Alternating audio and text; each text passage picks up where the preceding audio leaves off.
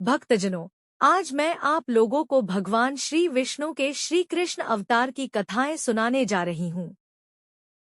भगवान श्री विष्णु के कृष्ण अवतार की कथा भारतीय संस्कृति और धर्म का एक महत्वपूर्ण हिस्सा है। श्री कृष्ण का अवतार त्रेता युग के बाद द्वापर युग में हुआ, जब धरती पर पाप और अधर्म का बोलबाला था। इस कथा के अनुसार जब अत्याचारी और अधर्मी राजाओं ने पृथ्वी पर अराजकता और अत्याचार फैलाना शुरू किया, तब धरती माता ने भगवान विष्णु से सहायता की प्रार्थना की। भगवान विष्णु ने धरती पर जन्म लेने का वचन दिया और उन्होंने यादव कुल में अवतार लिया। जन्म कथा।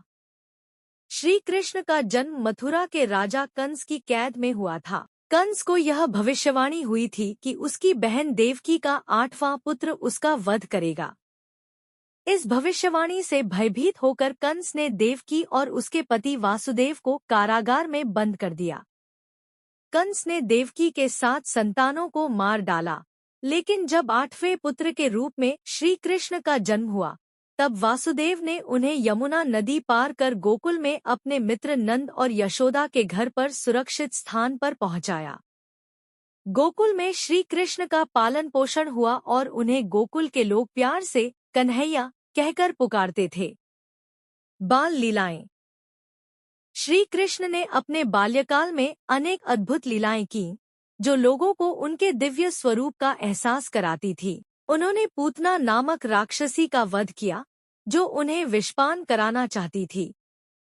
इसके अलावा उन्होंने शक्तासुर, बकासुर और अघासुर जैसे राक्षसों का भी संहार किया।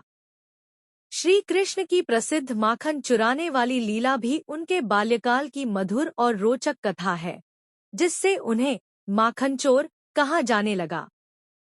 गोपियों के साथ रासलीला और गोपों के संग गाय चराना उनके बचपन की महत्वपूर्ण घटनाएं थी। कालिया मर्दन। एक और प्रसिद्ध घटना कालिया नाग का मर्दन है।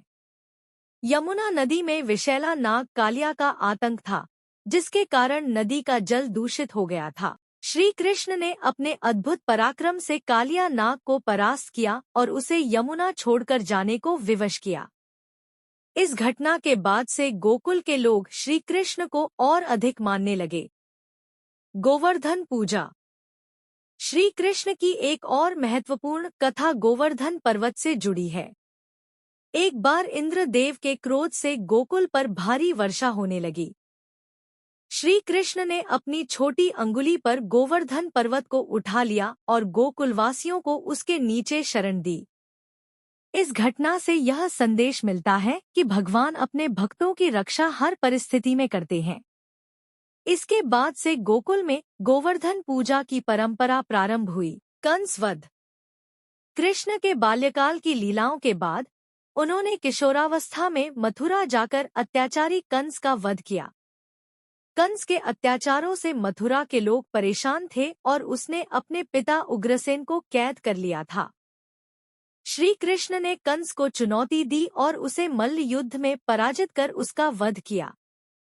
इस प्रकार उन्होंने मथुरा को कंस के आतंक से मुक्त किया और अपने नाना उग्रसेन को पुनः राजा बना दिया।